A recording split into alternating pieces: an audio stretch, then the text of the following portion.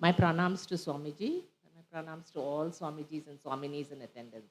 Good evening, everybody. Now, again, we are going to be meeting up with the wonderful session with Dr. Chitra Madhavan, and she'll continue this evening with, again, on the same topic, but a little deviation from that is about the the contribution of the Cholas, the Chola dynasty in the south of India. So I request Dr. Madhavan to please come and do her presentation.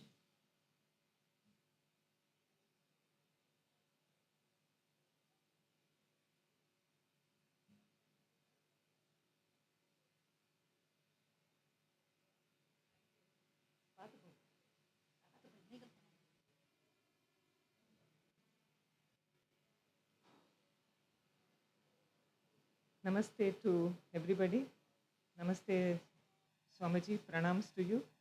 Namaste to everybody. Pranams to everybody present here this afternoon. We are going to be talking about the contributions of the Cholas to South India. I would like to start with paying my respects to Professor K.A. Neelakanta Shastri, 1892 to 1975, professor and head of the Department of Indian History, University of Madras. Without him, we would not know anything about the Cholas. He has written a book, a very big book. It's simply called The Cholas, and the amount of work the scholar has done, visiting various remote places those days, and going through literally hundreds and hundreds of inscriptions and literary works to bring the Cholas to light for us. So we have to be very grateful to the scholar who has done all this. To Sri Kalki Krishnamurti, whom most of you may be very familiar with, he has written a book called Ponniyin Selvan in Tamil. He is the person, if Professor Neelakanta Shastri brought the Cholas to light, to make the Cholas a household name was the karma of Sri Kalki Krishnamurti, because of his historical fiction, which has been translated into English. It's also an audio book. He brought the name of Rajaraja Chola to every Tamil-speaking house in this world.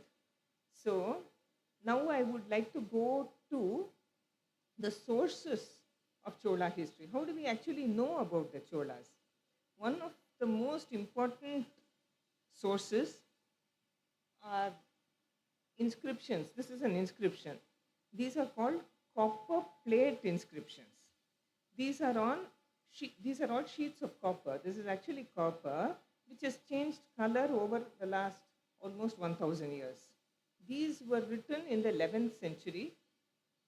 There are some much older than this, and this belongs to the reign of a very great king called Rajendra Chola, who was the son and successor of Rajaraja Chola. So these are many, many, many sheets of copper, all exact size, and in each of them, a hole has been bored in that exact place so that a copper ring could be put into those holes to hold the sheets together, like our maybe spiral notebook that we have. And at the end, on top, you have the seal of the Cholas to show that this is an official document. This is actually what is called a bilingual inscription. The first part is in Sanskritam. The second part is in Tamil. And the first part is what is called a prashasti. It gives an introduction to the Chola dynasty. So it says, I, Rajendra Chola, I am giving a village for this temple. Okay, I'm donating something, a village to this temple. Who am I? All my achievements. Who is my father? Rajaraja Chola, his achievements, his father, his grandfather. It goes right up. So the entire dynastic history of the Cholas is given in these copper plate inscriptions. It's a treasure. The Tamil part actually gives you the details of the grant. Suppose I am Rajendra Chola, I am donating 100 acres to this ashram, then I have to say from whom I am buying those 100 acres to be able to donate it, and who are all the officials in charge. Like now you have registrar, sub-registrar, etc. The names of all the officials, their designations, everything is given, and the boundaries of the land that I am going to donate. Everything is such great detail. I don't know why some Europeans said that Indians don't have a sense of history. If this is not recording history, I don't know what is recording history. So this is the seal. What you saw here, this is what I'm zooming and showing now. Okay? Now this is very interesting. The emblem, you know that each of the dynasties had an official seal or an emblem. The emblem of the Cholas was the tiger. The Puli Kodi of the Cholas, that is the tiger flag of the Cholas, was very famous. So please don't laugh. This is a tiger. Okay, it's sitting like this, doesn't matter. So this is a tiger. And then there are two fish in front of the tiger. So why should there be two fish in front of the tiger? The two fish emblem was the official crest emblem of the Pandya dynasty. So what is the Pandya dynasty's emblem doing in front of the Chola dynasty? It's literally to say the Cholas had defeated the Pandyas. The tiger has gobbled up the two fish. And then underneath you have something. I know, okay, look, the whole emblem is only this big. So within that they have carved these many details. So if the details after 1000 years don't look too good, we shouldn't bother. This is actually not a rabbit, it's a varaha. It's a boar, it's a wild boar. What is the wild boar doing sitting under the tiger? It's not literally under the tiger, you have to look at it as a 3D thing. The varaha was the emblem of a dynasty called the Chalukyas. So the tiger had done away with the Chalukyas. It defeated the Chalukyas, it defeated the Pandyas. Now let's look at what is above. There's an umbrella and two fly whisks, two chamara. These are the insignia of royalty. When somebody holds an umbrella over your head, it means you're an important person. Otherwise, like me, you will be holding it by yourself only. So there's a chatra chamara, the insignia of royalty. And then on this side, this is a flag. That is also a flag. That's the flag of the Cholas. And this is a traditional lamp from Tamil Nadu, one here, one there, that's called the Kuttuvalakku. It's an auspicious thing to light the Kuttuvalakku, so that is there. And then down here, there's a drum. It's called a bheri. So when the king goes, in front of him will go the drummers, drumming away and saying, Raja, Raja, Raja Marthanda, the king is coming, Samrat is coming to announce his arrival.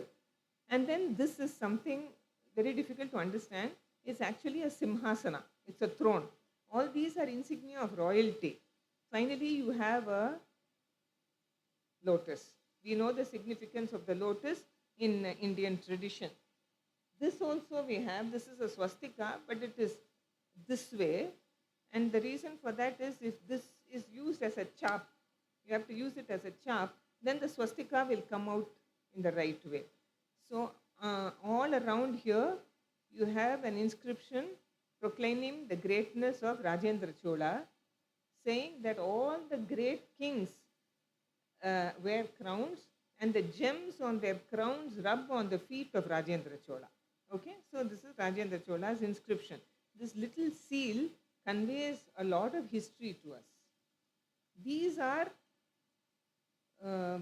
what we call the stone inscriptions. This you can see in many, many temples. There are hundreds and hundreds and hundreds of Chola inscriptions. This is one of them. I am showing you this person. He is a very, very senior epigraphist.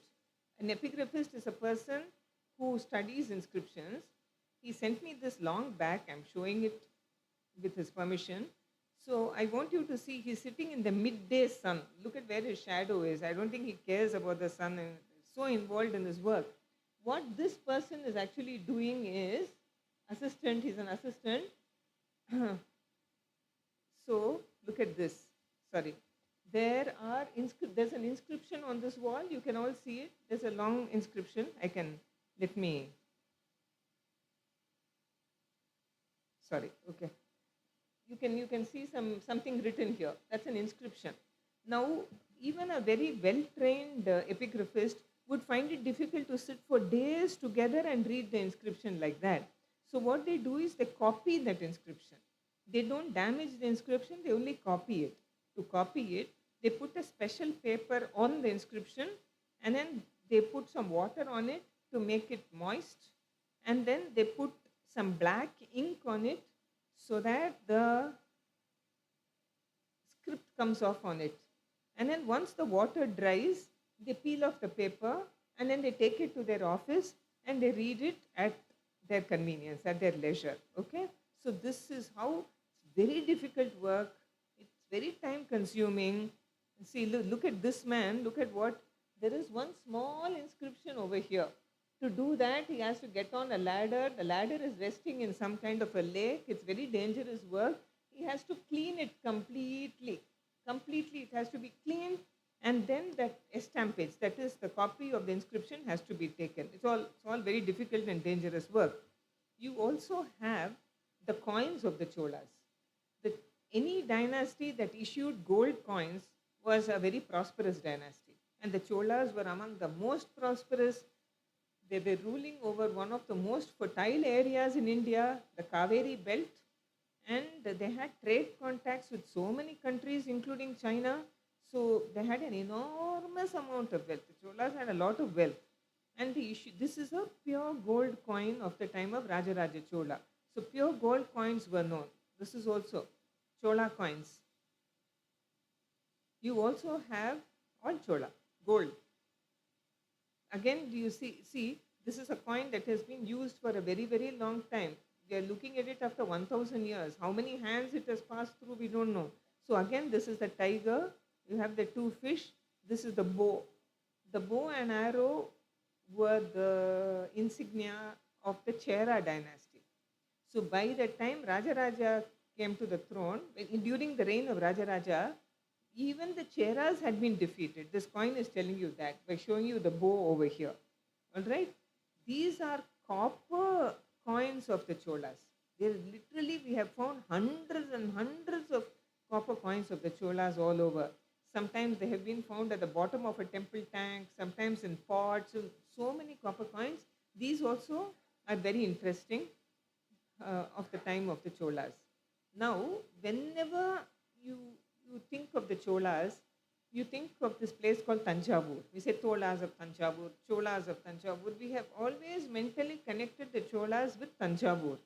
That is true, but that is true only up to a point, because the original capital of the Cholas was not Thanjavur. It was a place called Uraiyur. Many of you may have heard of Uraiyur. Uraiyur is now pronounced Warayur. It is famous for its cotton.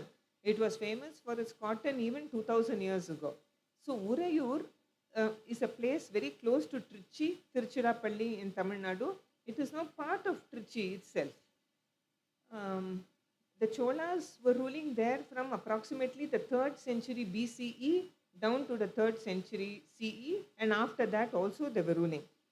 We historians call that period the Sangam age Cholas, because the 3rd century BCE down to the 3rd century CE, that many years, is called the Sangam age. I won't go into the details in the course of this.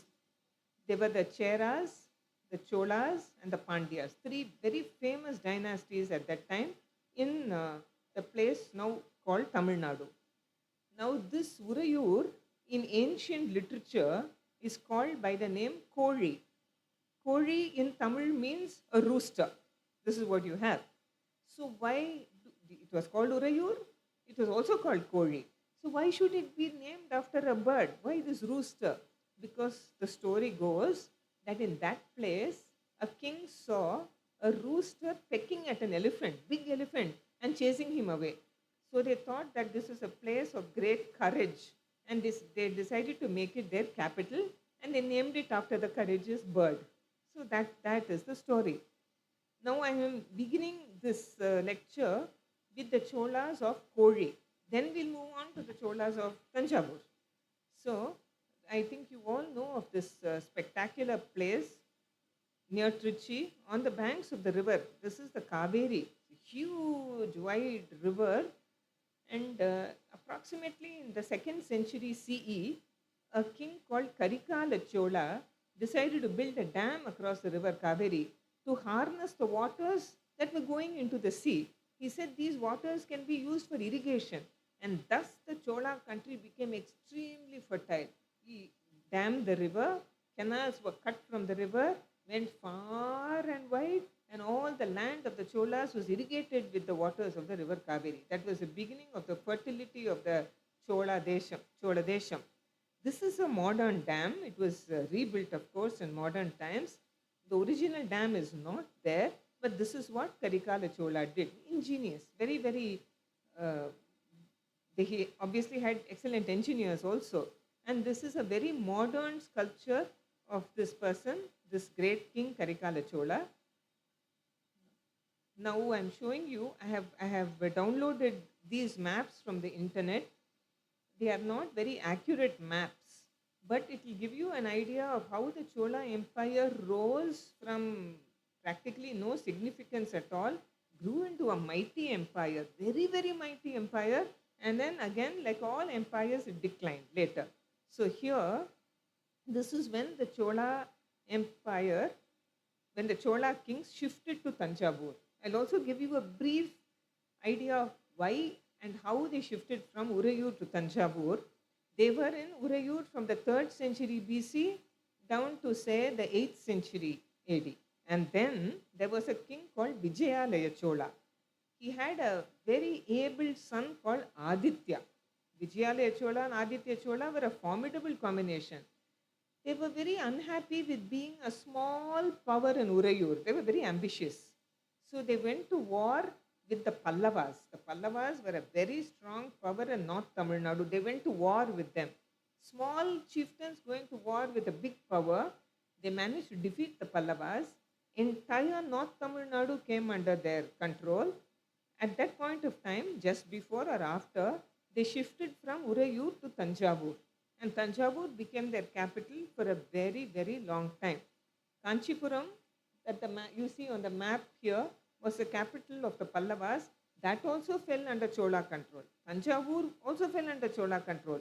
Madurai, the capital of the Pandyas, at that point of time was not under the Cholas. The Pandyas were very strong. So this was around the 9th century. By the time of Rajaraja Chola in the 11th century, look at what you have. Almost entire South India going up to Kalinga, Orissa, approximate map, but half of Sri Lanka, the northern part of Sri Lanka called Eelam, came under the Cholas.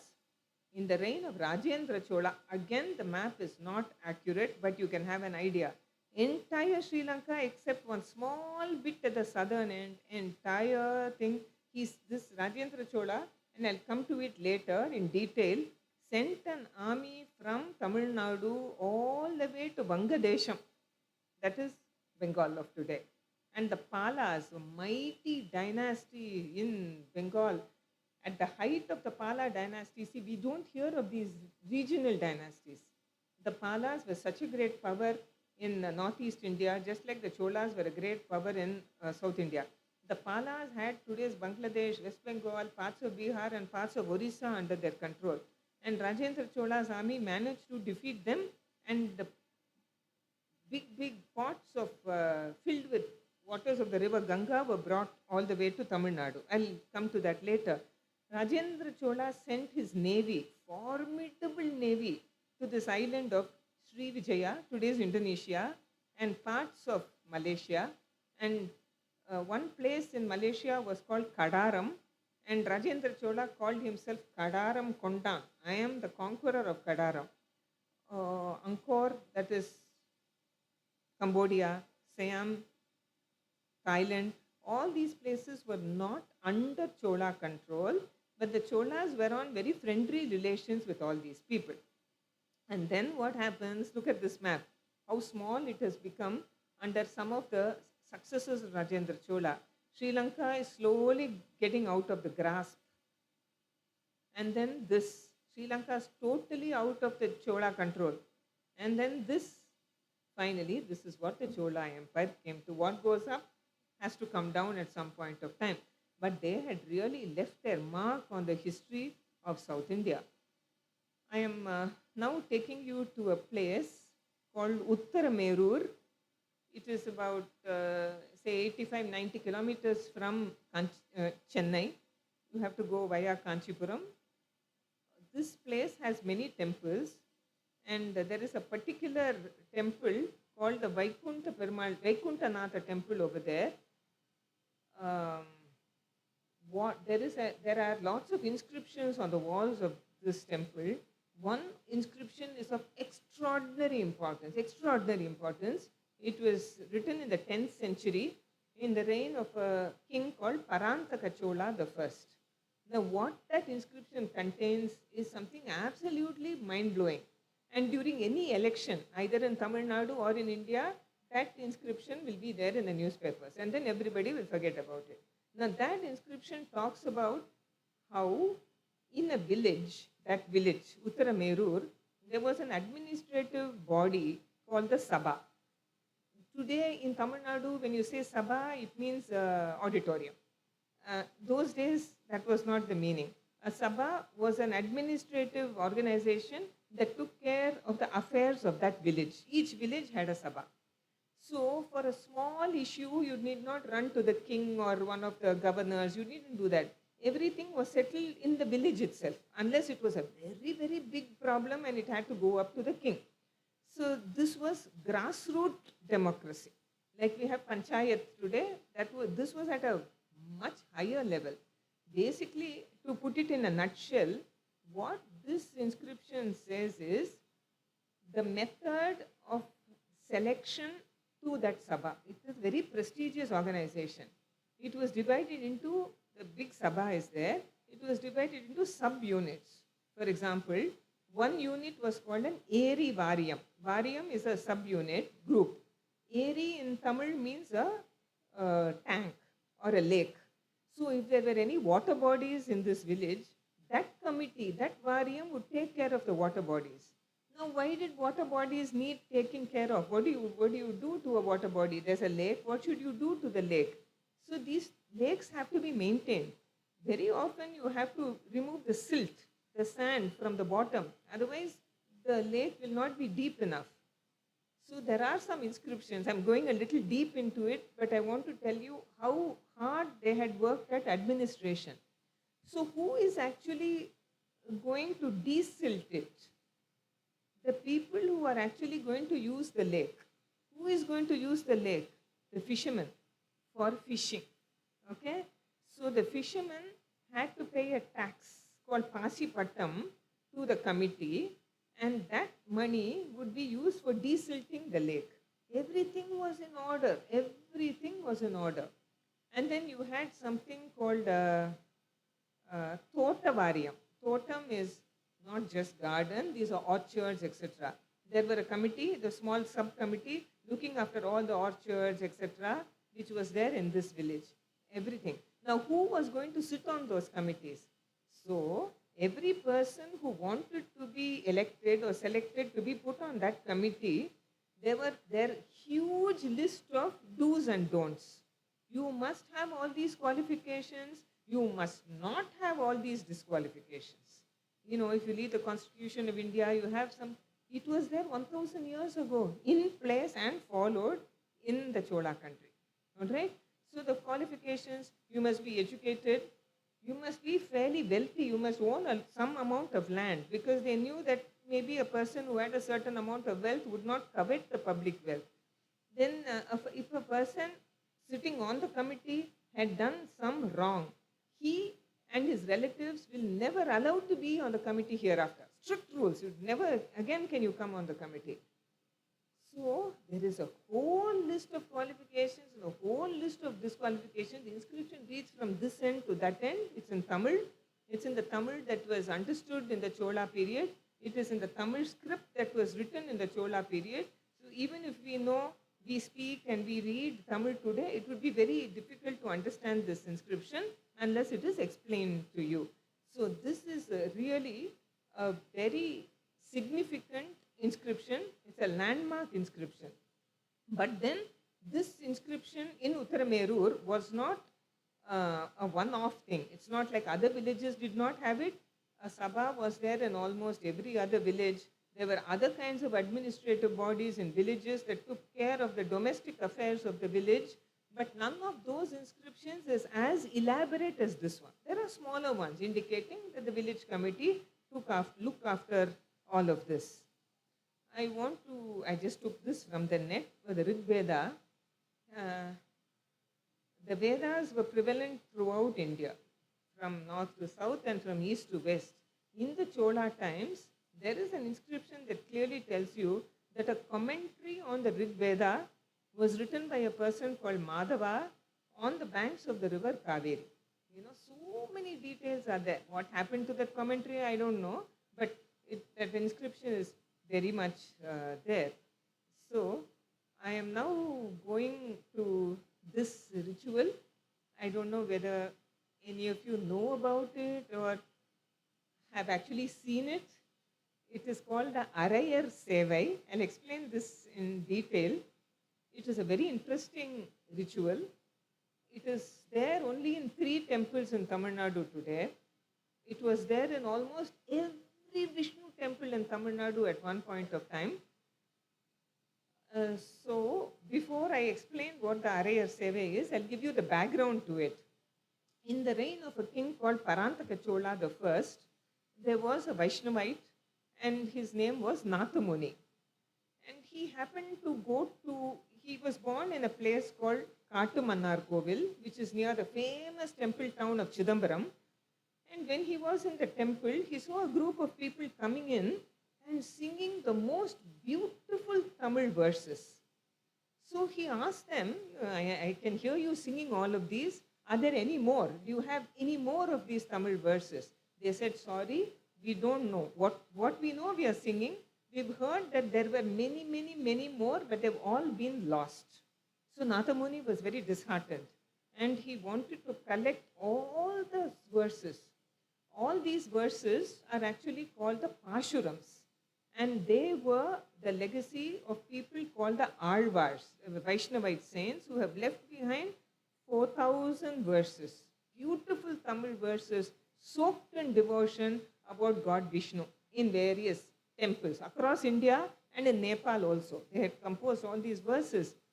Most of them had been lost. So Nathamuni, we are all believers here, so I can say this. Nathamuni meditated on the Tamil verses of one Alvar called Madhurakavi Alvar. The name of that poem is Kanninur Siruthambu, and he chanted it, he meditated on it, and it is said that God revealed all the 4,000 verses to him. It was a revelation. It came to him, and he wanted to safeguard it. He didn't want them to get lost again. It was a lot of work for him to have actually got all those 4,000 verses. So he very intelligently did one thing. He taught his 2 nephews all these 4,000 verses. They were set to music. They were sung and they were also danced. Okay, so the 4,000 verses were learned by his nephews. They were set to music. They were set to dance also. Not an elaborate dance like you saw last evening, not like that, but basic, what you call Mukhabhinaya and Hastabhinaya was there. That started, those nephews' family started this tradition called the Arayar Sevai. Till today, it's being performed in Sri Rangam, which is the largest living temple in the world, and in 2 other temples in Tamil Nadu. As I said, it was there in almost every other Vishnu temple, but unfortunately, the number has shrunk to 3 temples. Now, these Arayars are the people who learned those Tamil verses, who learned the commentaries of those Tamil verses, who learned the music, and who learned the footsteps of dance and abhinaya, and they perform only before the God. They will not perform on any stage. They will perform only before the God, only looking at the God. It's an amazing experience to see that fervor, that music. It's amazing. You just cannot become an Arayar overnight. It takes years of training, and only when a person is fit enough do they wear this conical cap, which is called an Arayar kulla, and it covers the ears.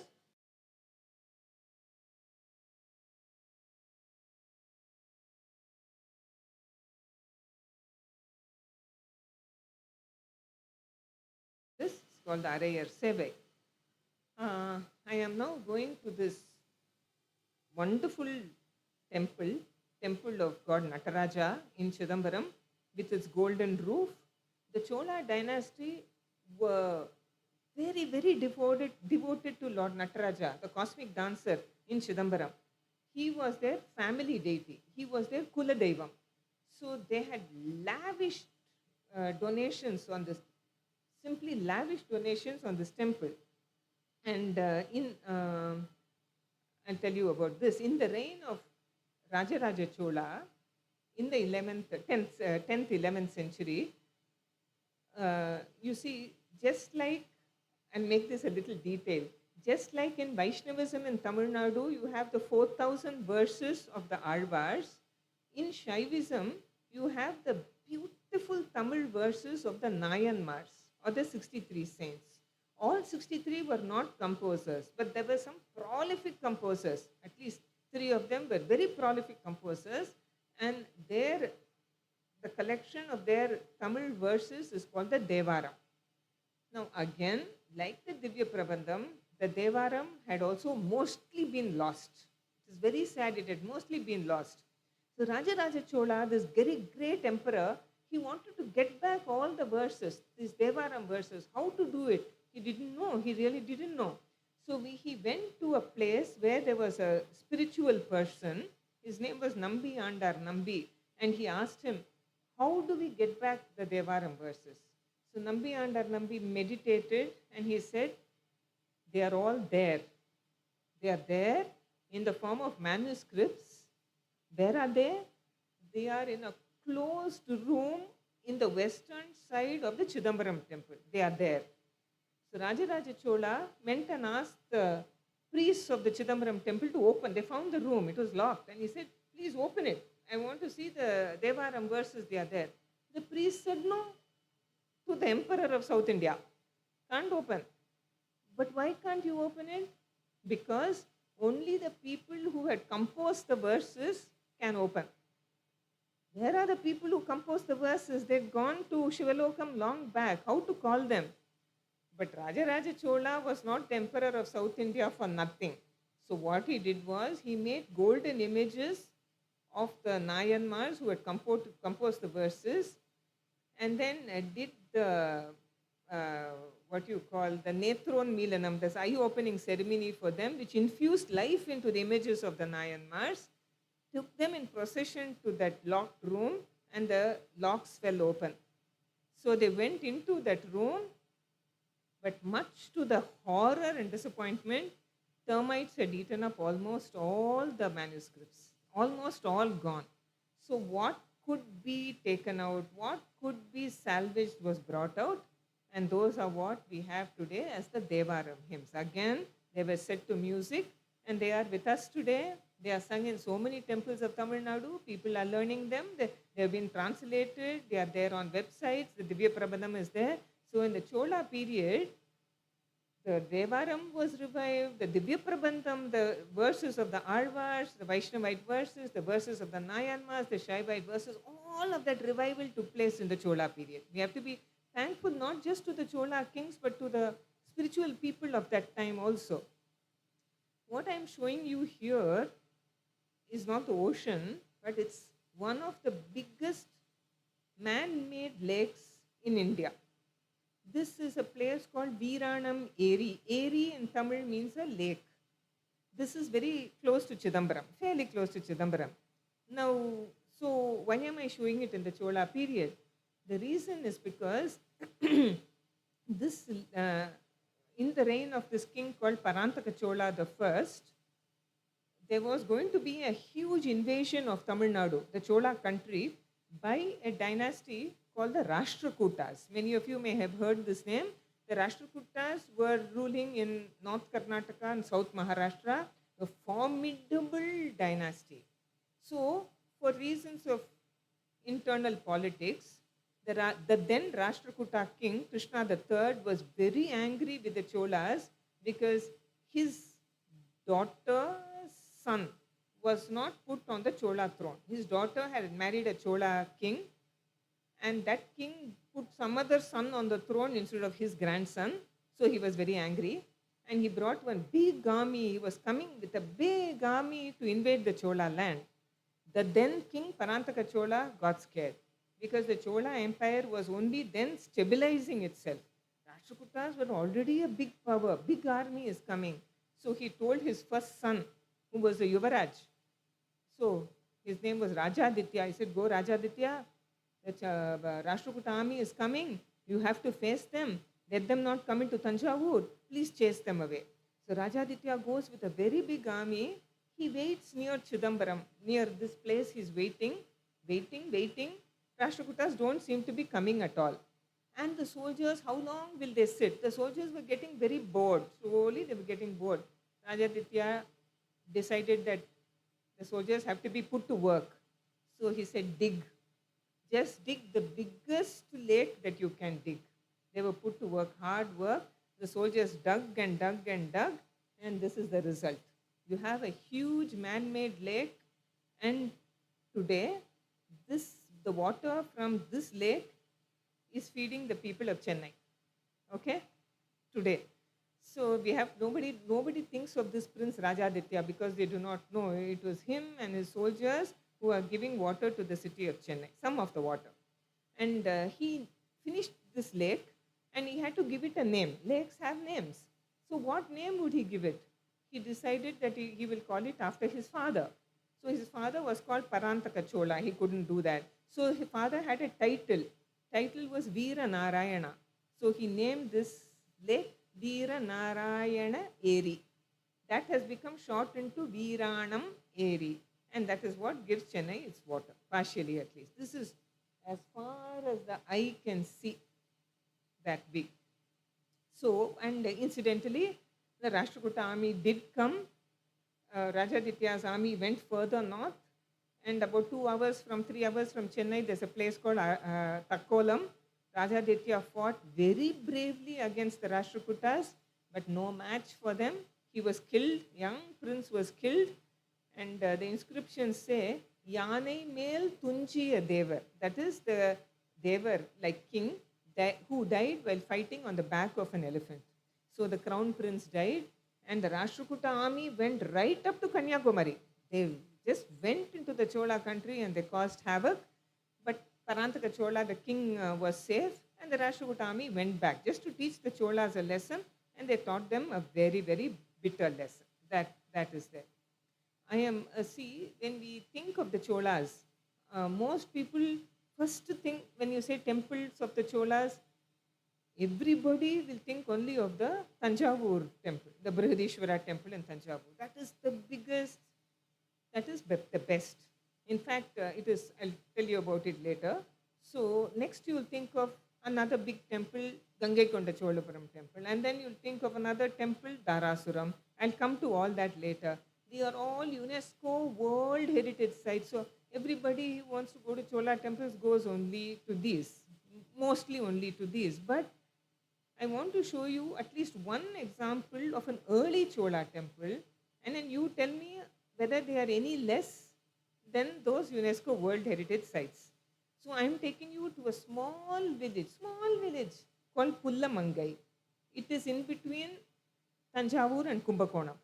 The name of this is Shiva temple. The name of this temple today is the Brahmapurishvara temple. It had an ancient name, never mind.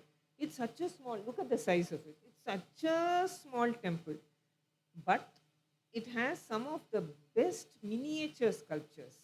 Now this sculpture, if you have a ballpoint pen with you, you keep it horizontally and vertically, it's exactly that size. It's no bigger. What is the size of a ball pen? That size only.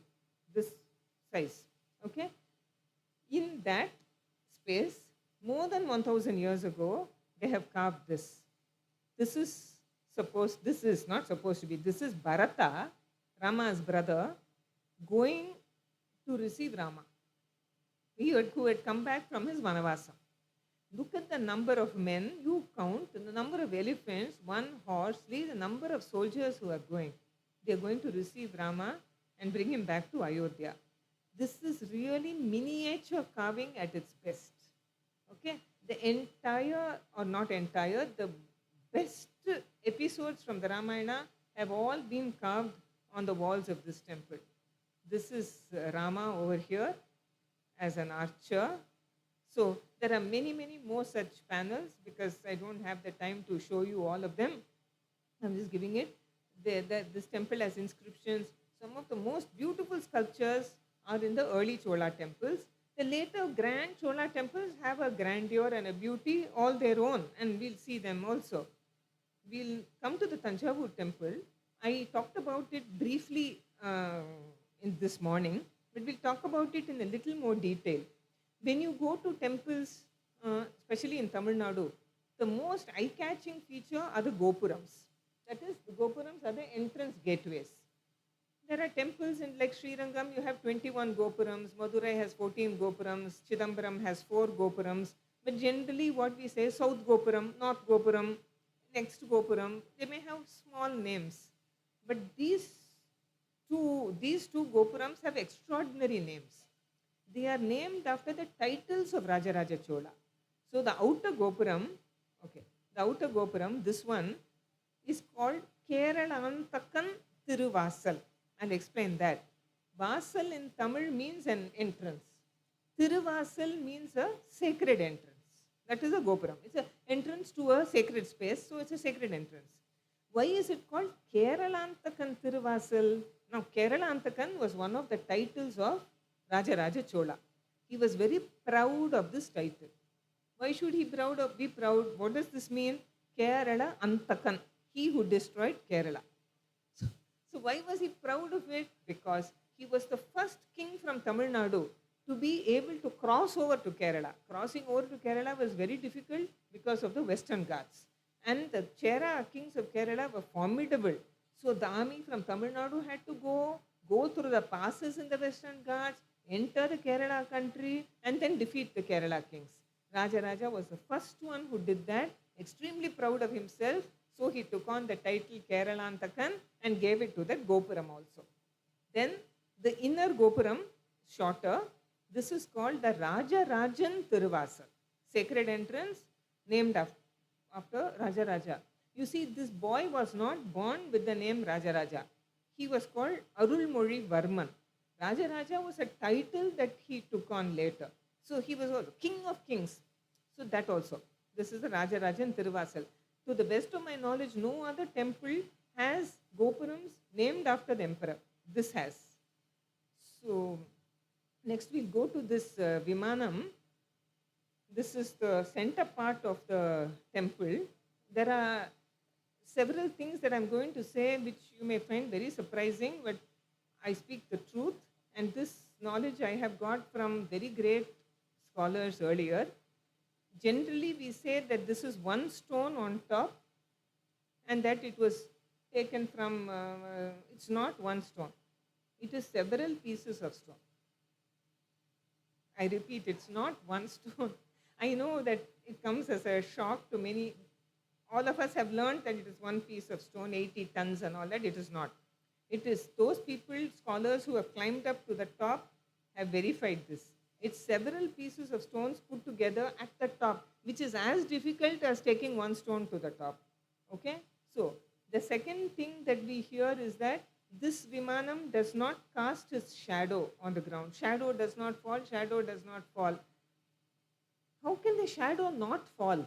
The sun goes like this, no? Or the earth at least turns around. So, even if you keep one small pin on the ground, you see one shadow will fall.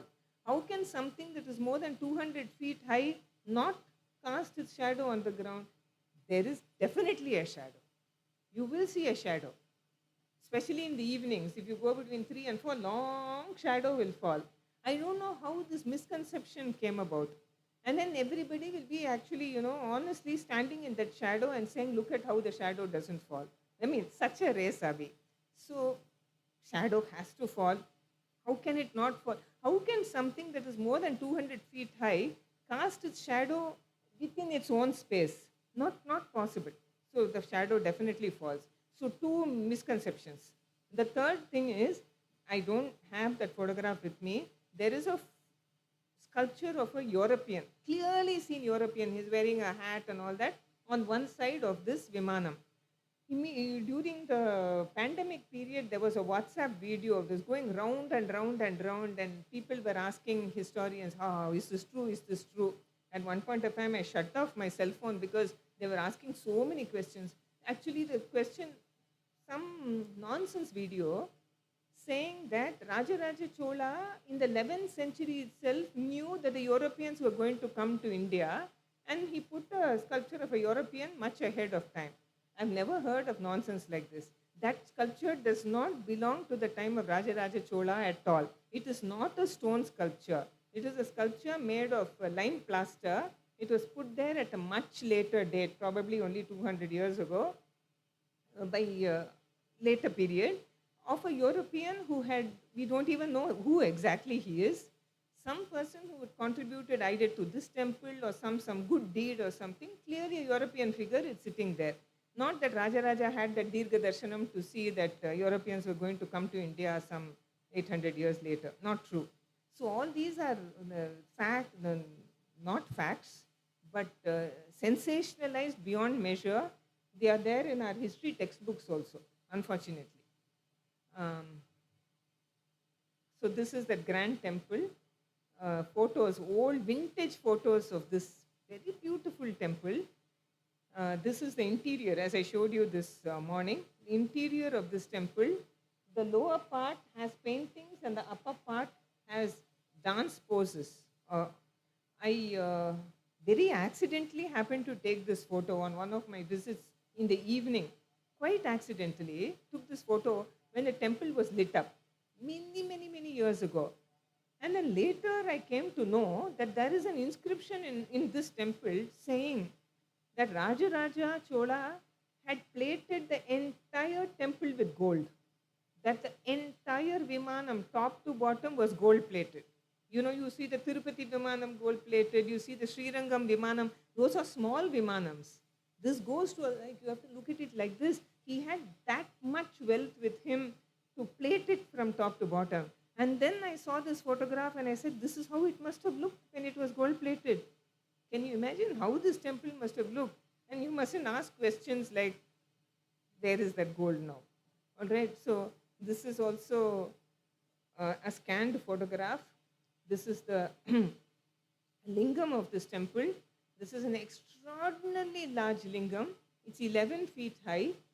In order to do Abhishekam, you have to climb onto that scaffolding that is there, and the priest has to climb onto the scaffolding that you see at the back and then do the Abhishekam. Look at the size of the priest and look at the size of the Shivalingam over here. Here it is 11th century. It is 11 feet high. The Shivalingam in Gangaikonda Cholapuram is higher than that. So some of the paintings, Chola period paintings in this temple, still visible today. I would like to explain, this is such a beautiful thing. There is one man sitting on a white elephant and there's one man sitting on a white horse. So this is a Nayanmar called Sundaramurti Nayanar, and this is a Chera king who was also a Shaivite and included in the list of 63. His name was Cheraman Perumal. They have been sent a white horse and a white elephant by God Shiva to come to Kailash, which means that they are going to attain moksha. Okay?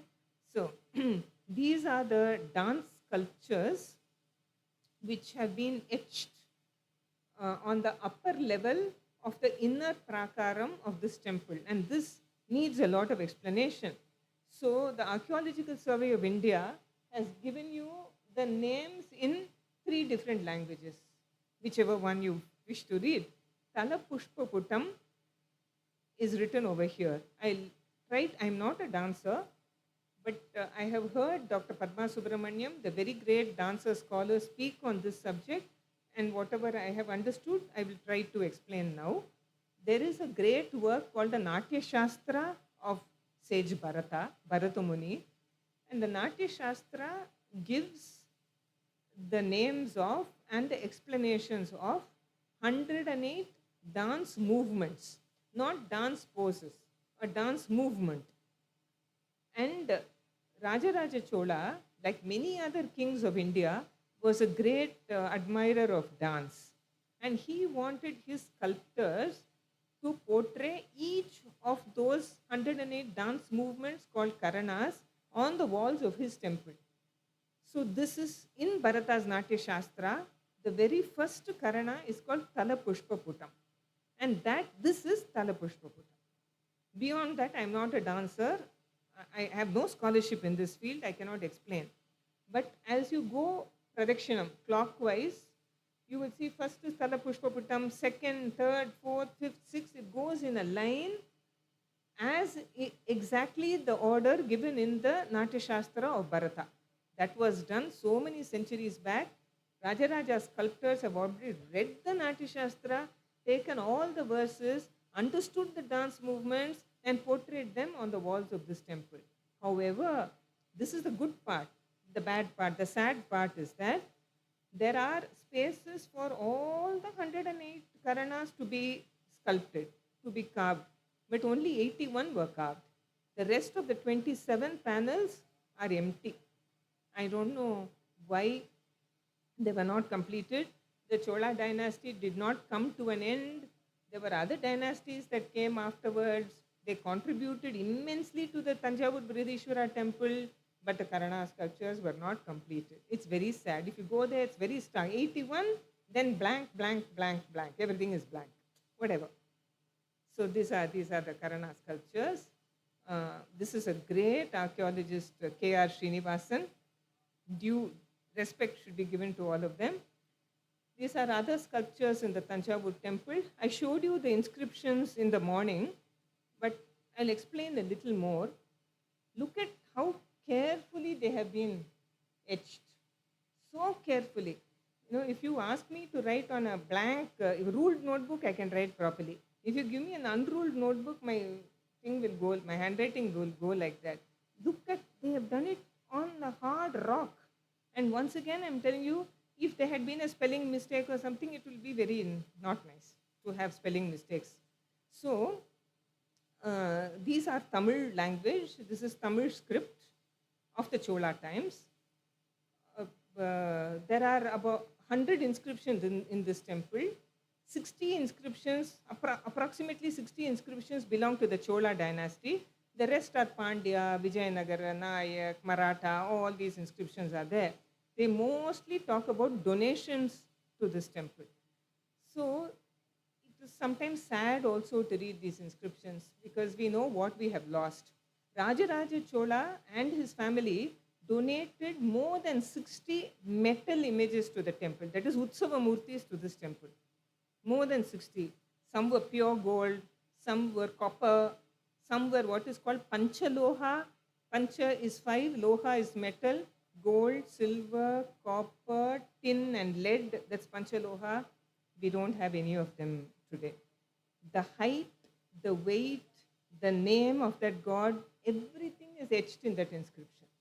The number of jewels that were given to each deity is meticulously recorded.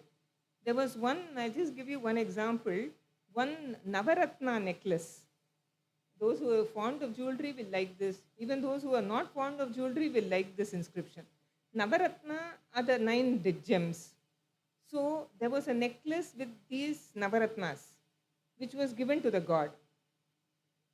How many, the names of each Ratnam, gem is given. How many of each type of gem is given. How much of gold went into that ornament is given. The total weight of that ornament is given. Everything is given. Such detailing is there. The names of 400 dancers, 400 lady dancers who were employed by Rajaraja Chola in this, employed, not slaves, bonded, nothing like that. They were employed by Rajaraja Chola in this temple. The names of 400 lady dancers is given. So, like now, government officials are transferred from place to place. These ladies were transferred from the temple where they were originally working to the newly built Thanjavur Temple. Okay, so the place where they were originally dedicated to is given. Some came from Thiruvarur, some came from Tiruvayar, this temple, that temple, clean list of the names of there. So you transfer a person from one place to another, where are they going to live? So quarters were built for these ladies. Two roads very close to the Thanjavur temple were dedicated to these dancers.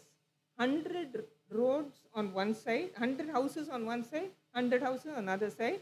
Similarly, two roads, 400 dancers to live. The titles that were given to them, the honors that were given to them, they were not ordinary people. They were very great, qualified people. Okay? So the name that is, other than the individual names, these ladies were called the Tali Pendir. In Tamil, old Tamil, Tali means temple. Pendir means lady. So literally meaning ladies of the temple. It's a fantastic inscription. Other than this, names of musicians, musical instruments, names of Natuvanars, that is the dance teachers, everything, all the employees of the temple are mentioned here. This is fantastic documentation.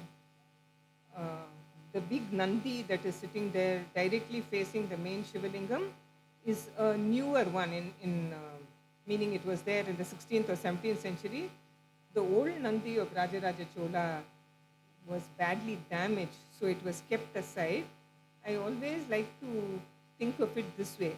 See, this Nandi is big and strong. He's looking directly at Shiva. He has no issues whatsoever. This old Nandi, this is very Chola. This is that sensitive touch that the Cholas had. Can you see he's slanting to one side? I always think, suppose there's somebody I want to see there, and there's somebody obstructing my view. Wouldn't I go like that, like this to see them? That's what this Nandi is doing. You and I are crisscrossing in between him and his favorite god. So he's slanting. This is a very beautiful Nandi actually. Unfortunately, broken.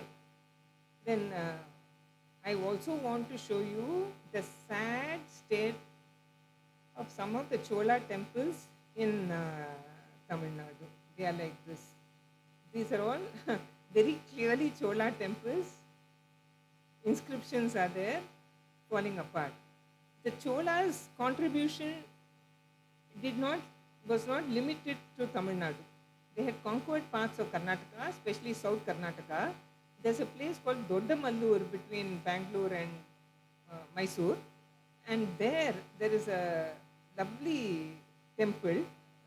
The temple is for Aprameya Swami, Vishnu, but there is a little Krishna there who steals everybody's hearts. Purandaradasa had sung his very famous composition Jagadodharana for this Krishna in that temple. This is a Chola period temple. Of course, later on it was added to, but there are Chola inscriptions in that temple. I just now go to Gangaikonda Cholapuram, showed it this morning. This next to Thanjavur Temple, this is one of the best Chola creations. This place is called Gangaikonda Cholapuram because it takes its name after the title of Rajendra Chola, who took on that title, Gangaikonda Chola, because from south, Thanjavur or another place, he had sent his army all the way to the river Ganga in Bengal.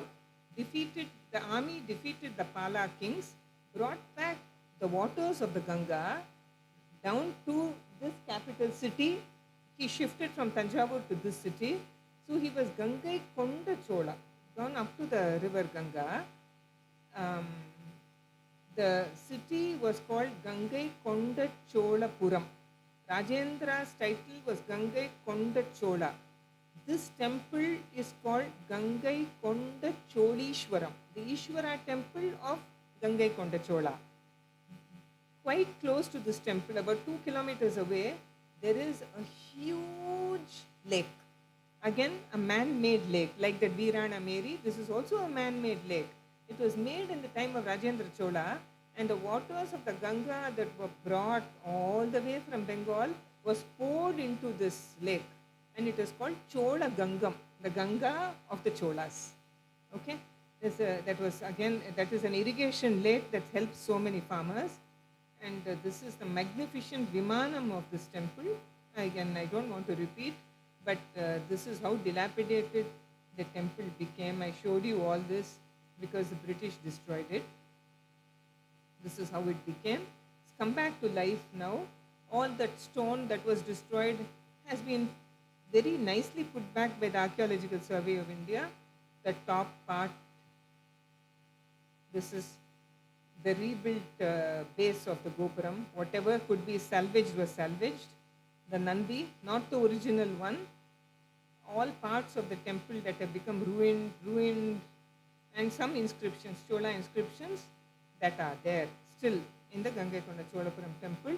As I told you in the morning, this is the best of Chola stone sculpture. This is Goddess Saraswati. I am going to show you one image. I know I am running out of time, I'll go fast. This is a Nataraja image. And again, what I am going to tell you now is not my own research about this image. It is the research of a very great scholar, master in Chola history. His name is Sri Kudavai Balasubramaniam, and he told us this in a lecture, and I am repeating it. See, this Nataraja image, as you see, he is dancing. We can just see that he is dancing and we can move away. Or we can choose to look at this image closely. Nataraja dances here under a banyan tree. Generally, Nataraja does not dance under a banyan tree. He just dances in space. Here he is under a banyan tree. Second thing is, Goddess Kali is dancing by his side. This is Kali. Third thing you notice is that these three are Shiva Ganas. These are Bhuta Ganas. They always dance with Shiva, they sing with Shiva.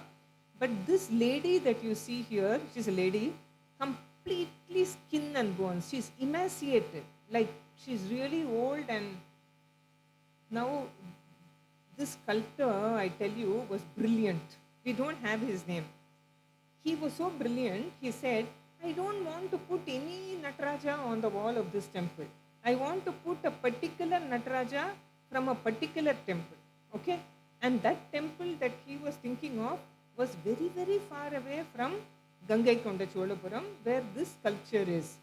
That Nataraja is actually fairly close to Chennai, hardly 2 hours from Chennai. It is a place called Thiruvalangadu.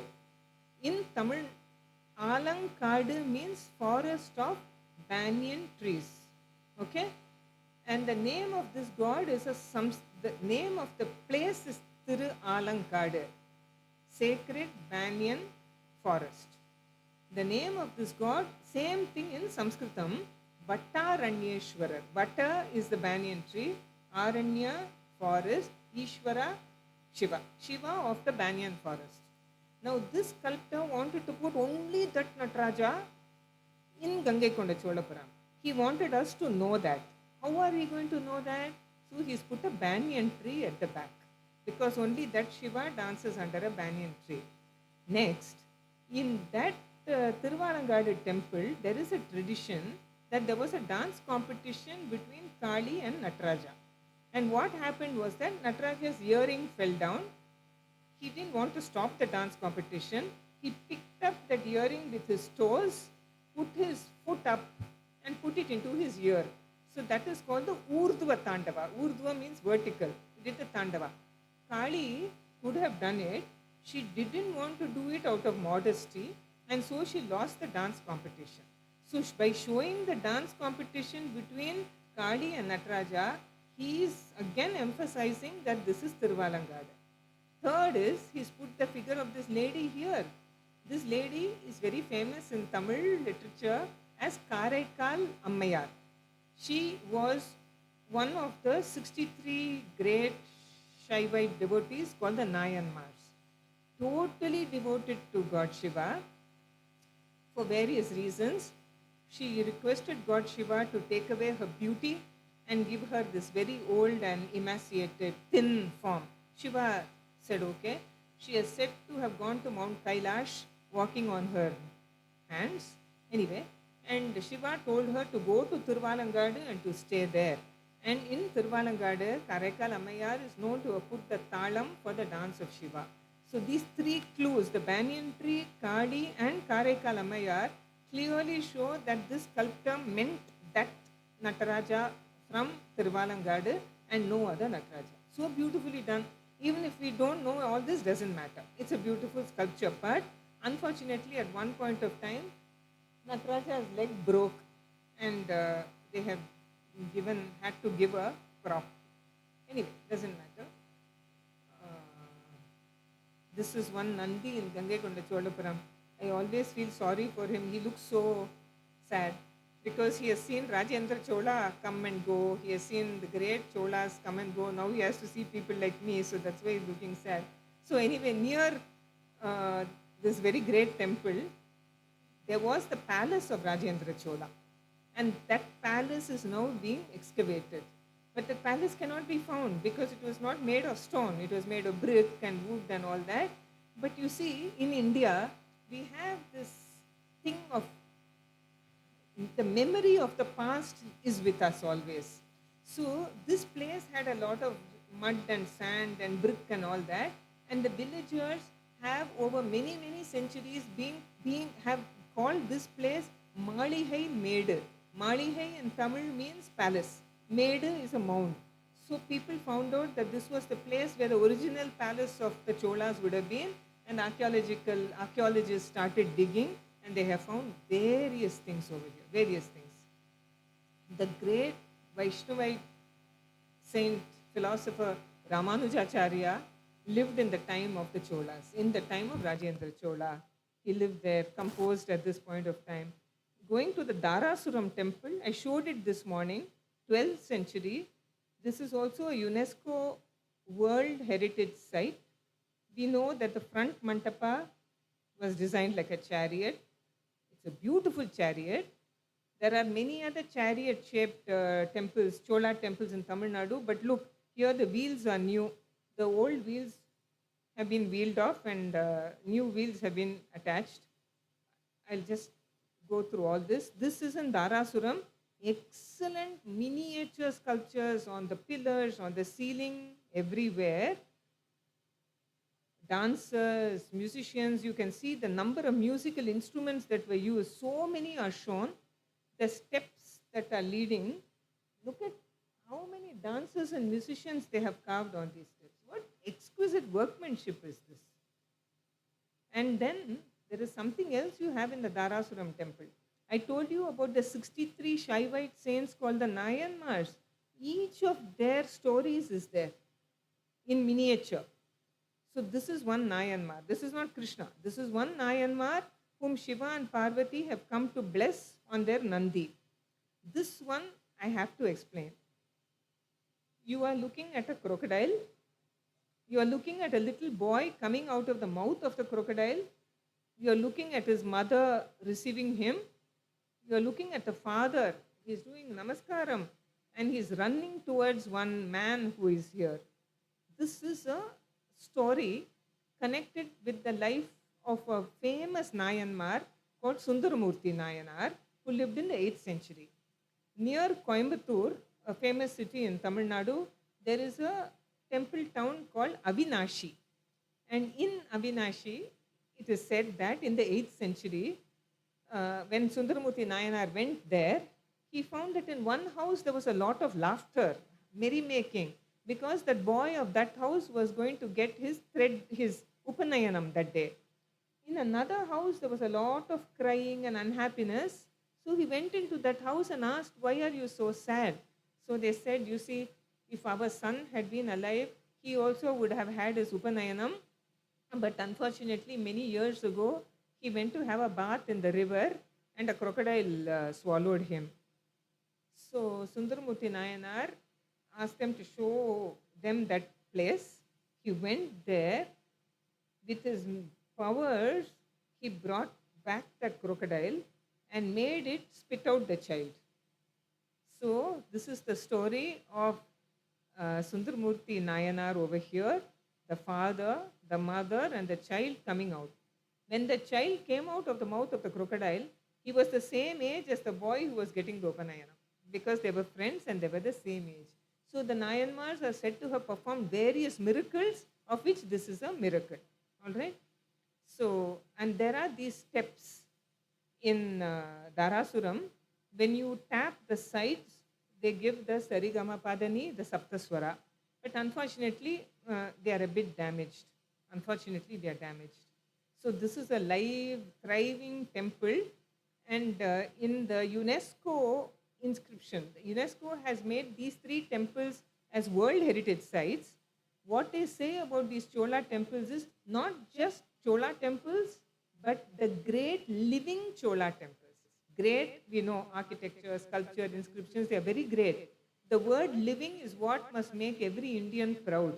From the time they were built till today, they have been in worship. Maybe with little breaks in between, but in continual worship, and that makes us very, very happy. I'll just show you a couple of sculptures, beautiful sculptures from the Dharasuram Temple that are actually in the museum in Thanjavur today. And just give me a minute. I will just conclude the lecture. We cannot conclude a talk on the Cholas without showing these bronzes. The bronze images of the Cholas are world famous. Many of them are Natarajas because the Cholas were devotees of Nataraja. He was their family deity, the Kula Devam. So they made many images of Natarajas. This is one Nataraja, one more. Each is different. Each is a Nataraja, but each is different because this was made by a method called the lost wax process, in which when you make one Nataraja, the mold is broken. So suppose I am a sculptor. Suppose you all like this Nataraja and you say, make me one Nataraja just like this. I can't do it because I have broken the mold. I'll just explain it in 1 minute. All these metal images are initially made of wax, beeswax, first stage. And then they cover that wax image with soil, clay. And then in that clay, there are some holes or some tubes. After the clay becomes dry, they show it over fire. What will happen if you show it over fire? The wax inside will melt and it will come out. That is why it is called the lost wax process. The wax goes out. And then you have the clay mold. Into that, you have to pour metal, that is boiling metal, whether it is copper or gold or panchaloha, it's literally boiling. You have to pour it very, very carefully into those holes. After that, once everything becomes hard, you break the clay and you have your metal image. Since you have broken the clay, you can't make the same murti again. It's not possible. You can try to make one like this.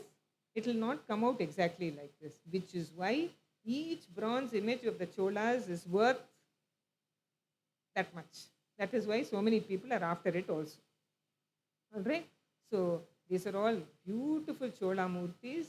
This is goddess Parvati. Look at this Shiva over here. Look at the beauty. Look at the hairstyle. Can any sculptor make that today? So I'll conclude my lecture by saying that I have said nothing about the Cholas at all. Their achievements, their kirti is far more than a lecture of an hour and a half can tell. Their legacy is there in almost every village in Tamil Nadu and in the outskirts of Tamil Nadu also. So much they have done by architecture, sculpture, literature, inscriptions, bronze images, everything. It's a huge legacy that has been given to us. A lot more research, a lot of research has been done. A lot more research needs to be done and their legacy taken forward. Thank you very much.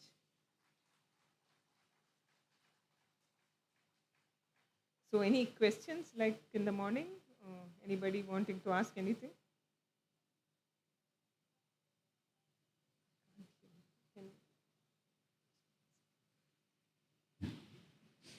Hali.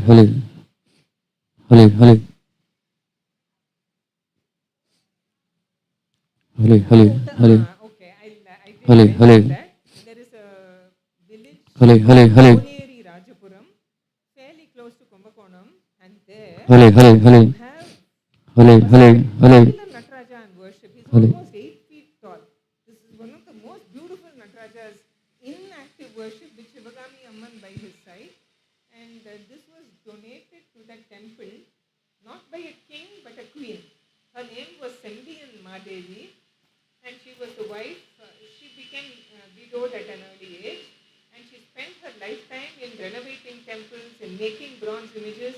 Even today in Tamil Nadu, there is a village called Sembiyan Madevi. It's named after her, it's still there. Thank you for reminding me to talk about it. I don't have picture. I'm sorry. I don't have a photograph.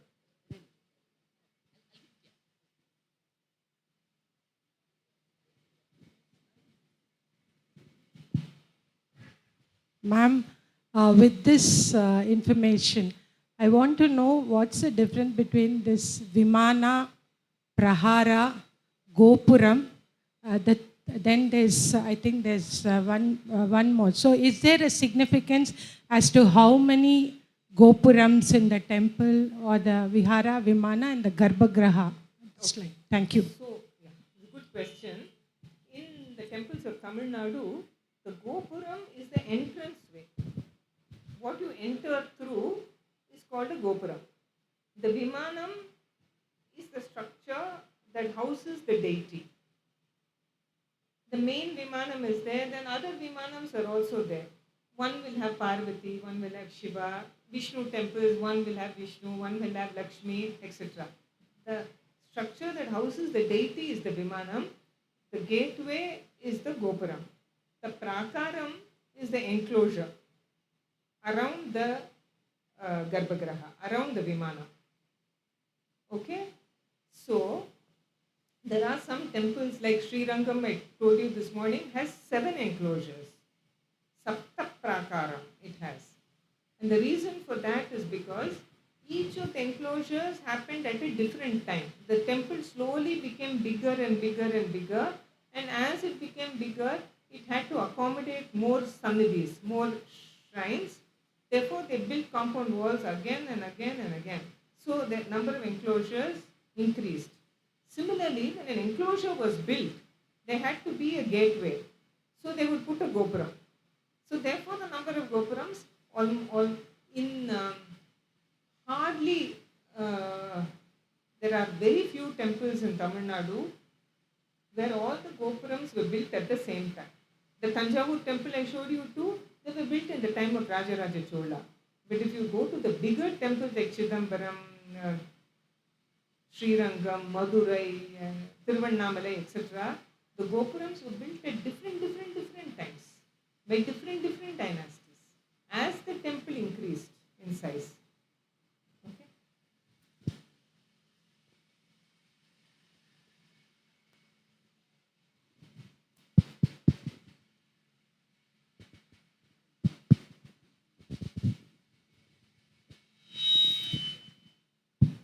See, the people go from the North India or central part of India to south to visit the temples.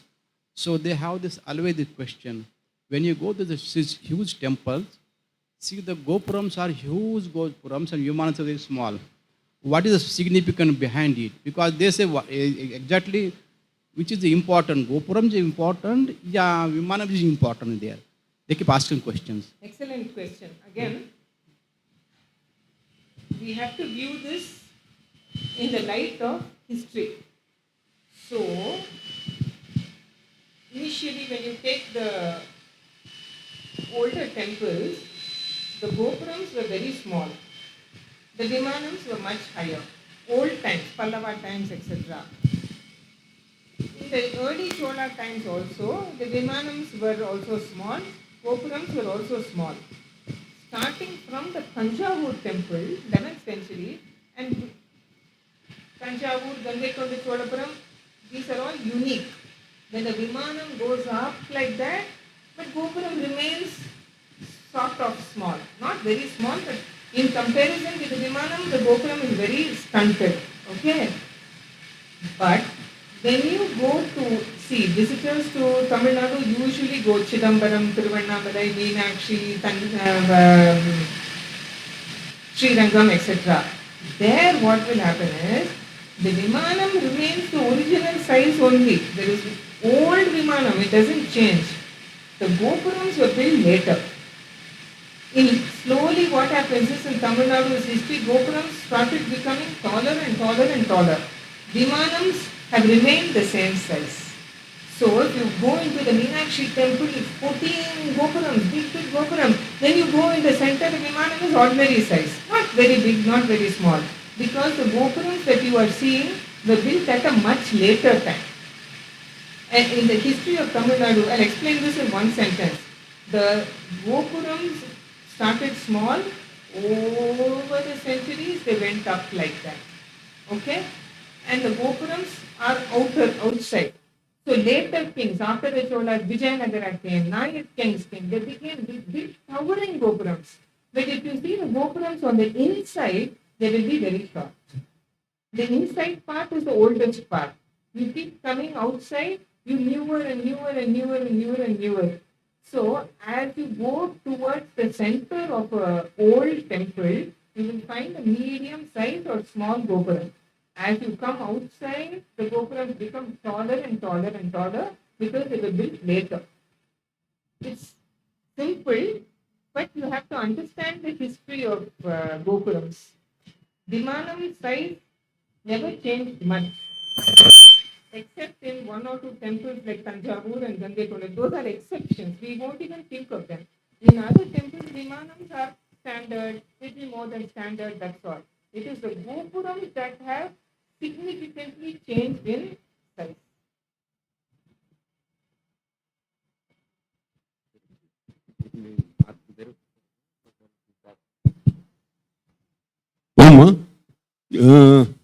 We are talking about Cholas.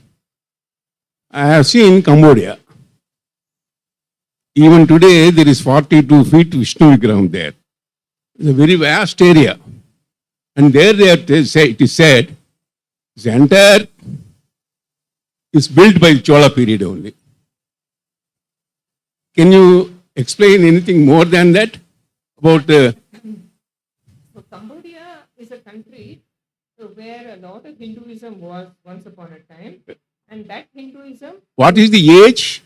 Age Age of the who is the king and what is the age? in Cambodia. Yes. Cambodia. Cambodia, Cambodia Desha, Cambodia of today. Yes. There is a long history. There is no. The Hindu rulers went there a long time back. That means Cholas were ruling in those areas. No? The Cholas did not rule over Cambodia. There is no documentation of that at all. But the influence from India to Cambodia has gone not only from Chola Desha, it also went from Andhra, Orissa, etc. The architecture of the temples of Cambodia do not reflect only Tamil Nadu's architecture. It's a very different kind of an architecture. And local architecture also played its role over there. So while there has been huge influence from India as far as Buddhism and Hinduism is concerned, and the temples have been clearly built according to the Agama Shastras, the names of the kings of Suryavarman, Indravarman, Jayavarman, all these are very Hindu names. I cannot say that the influence was only from Tamil Nadu. The Cholas did not conquer Cambodia. They had huge relations, cultural relations, trade relations with Cambodia. Why I have put this question is, when I went there, they, according to their explanation, this is built in the period of Chola. That's what they told me. That was just like a big humpy. It appears to be very humpy, all ruined and all that. There is nothing like that. Only there is highest 42 feet, world highest Vishnu temple. Yes, it's the world's biggest Vishnu temple. Yes. But not in worship. No, not somebody. The world's biggest Vishnu temple was in Cambodia and not in India. Thank you.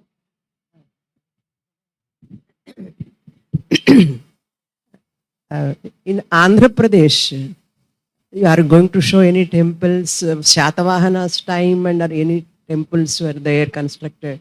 Because Shatavahanas very famous rulers. Very famous. Have they not done any in fact, structures of the There are architecture? Satavahana period. Can you, do you have that as, no? We do not have clear-cut Satavahana period temples. We have Satavahana period Buddhist remains, Yeah. Amaravati, etc. Yes, yes. There is one temple in a place called Buddhimalam, which has a Shivalinga. On the linga, Shiva himself is there. That is Satavahana period. But the temple underwent many changes, and the present structure of the temple we see is later period. But the Shivalinga is Satavahana. But these Cholas, Pandyas have not gone. It's not very far, Andhra Pradesh. Yes. Have they not gone and constructed any temple They there? have. Definitely they have. There are? There are. Pandyas, I'm not sure. Because Chola. Pandyas ruled over South Andhra for a very short while. Rashtrakutas? Rashtrakutas not in Andhra. Okay. They have not gone To to... Andhra, Rashtrakuta, Uh-huh. I'm not sure whether the Rashtrakuta Okay. legacy is there in Andhra Okay. Pradesh. No, I'm not sure. It's the Satavahanas, the Ikshwakus, the Cholas. Cheras? Kakatiya. Chera did not go to Andhra. Okay. No. The Okay. Kakatiya dynasty is very famous, and then Vijayanagar took over. Vijayanagar legacy in Andhra, I'm going to show in tomorrow's lecture. Okay. Definitely. Okay. Cholas ruled over Andhra Pradesh for sure. Okay. In the famous Tirumala temple, you have Pallava inscriptions, Chola inscriptions, Okay. all of that is there. Okay. Thank Sure. you. Thank you. This one small information. You told about a lake which Ganga has been brought from Bihar. And in Mauritius, we have one Gangatal. In the modern days, they have shipment of Ganga water taken from India. They filled it and now Gangatal is there. And that is very close to African country, but still Hinduism is existing over there. Huge statues of Venkateshwara, Hanuman, and all those things we can find there. Just I would Very like to interesting. tell Thank the you. information Thank about you. it.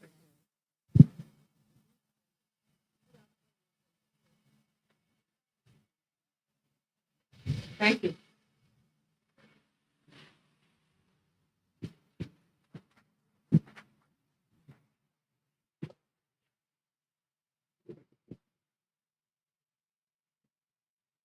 Thank you, Dr. Madhavan, again for your brilliant, whole historical perspective, and so brilliantly you answered all the questions that were asked of you. So thank you so much.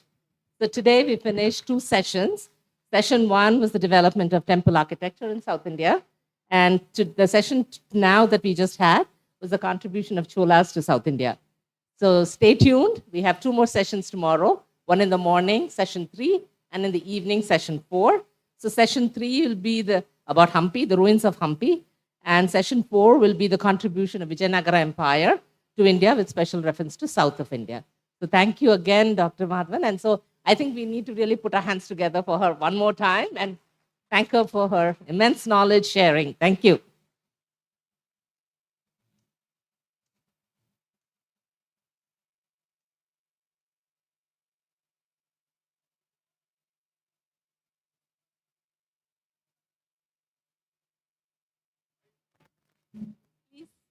We see you all again at 8:15 this evening for a Carnatic music recital by Gayatri Venkataraghavan.